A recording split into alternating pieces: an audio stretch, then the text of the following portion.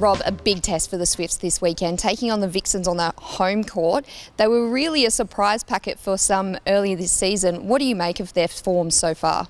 Oh look, I really rate the Vixens. I think they've shown throughout the pre-season what a good side they were, and certainly I think one of the form teams of this competition. It's probably a little surprise that they got beaten on the weekend. I'd probably tip them to win, but it probably also shows the quality of the Lightning. But I think in week one they particularly showed how impressive they were against the Magpies. So yeah, I'm expecting a bit of backlash from them this week. I think they're going to be tough on their home court.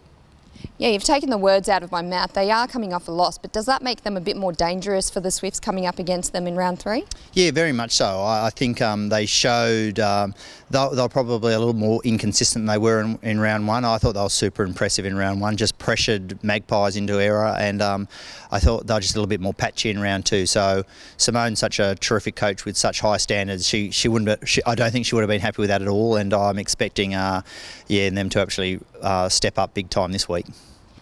It's a bit of a different story for the Swifts. You're coming off a nice win against the Thunderbirds on home court. But what have you been working on at training this week to prepare for the Melbourne side?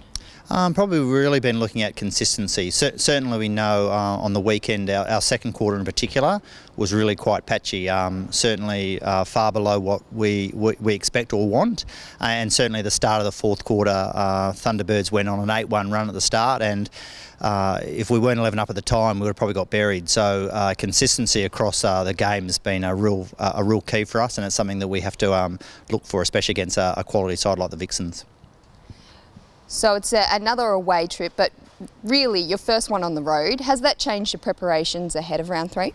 No, not really. At the end of the day, we've now been doing this for a while. These players basically travel week in, week out, whether it's home or away. So look, it's just another week in terms of making sure that we prepare as well as we can for a really high quality opposition.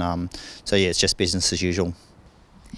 And finally, you are a self-confessed netball nerd. Is it nice to see a tradition such as the Sergeant McInnes Cup continue into the Suncorp Super Netball? Yeah, look, I think it's just obviously both Annie and Simone, just icons of netball in this country, like two of the greatest players ever to play. So to be playing for a trophy that's named after two icons is just really special, and I'm just super proud to be able to be playing off every year for that trophy. It means a lot to us.